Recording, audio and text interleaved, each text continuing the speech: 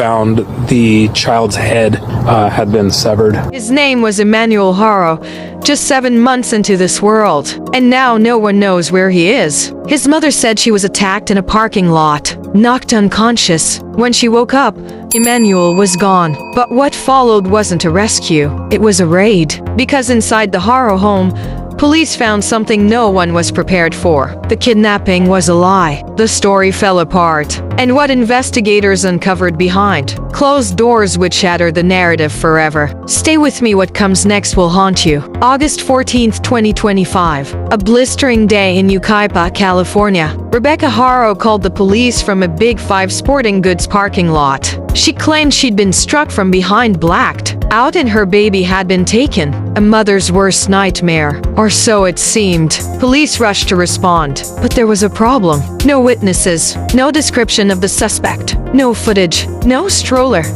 no baby, nothing. Not even an Amber Alert could be issued. The requirements weren't met because no one, not even Rebecca, could describe who supposedly took her son. It was the first red flag, but not the last. This is Emmanuel Haro, 7 months old, 21 pounds, brown hair, brown eyes, a slight inward tilt in one eye, something only a parent would know. He was last seen wearing a black Nike onesie. He couldn't speak, he couldn't crawl, he couldn't leave, and yet he was gone. There were no pictures, no recent posts, no extended family stepping into the spotlight, no neighbor saying, "I just saw him yesterday." Just silence. But the community refused to stay silent. People gathered. They lit candles. They brought teddy bears and placed them under a tree near the parking lot. Signs went up.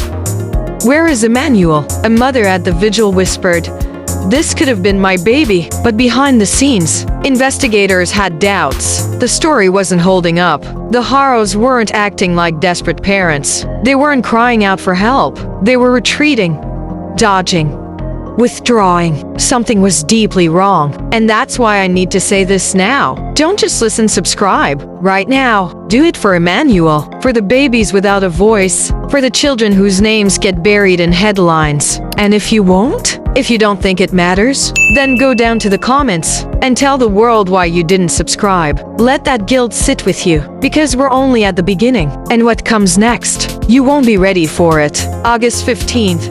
One day after Emmanuel Haro was reported missing, the story had already started to crack.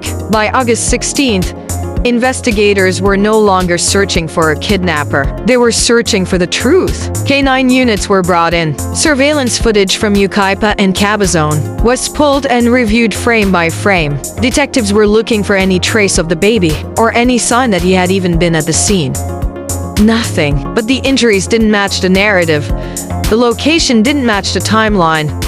The evidence didn't match anything at all. When investigators confronted her with the inconsistencies, she shut down. The interview ended. No tears. No follow-up.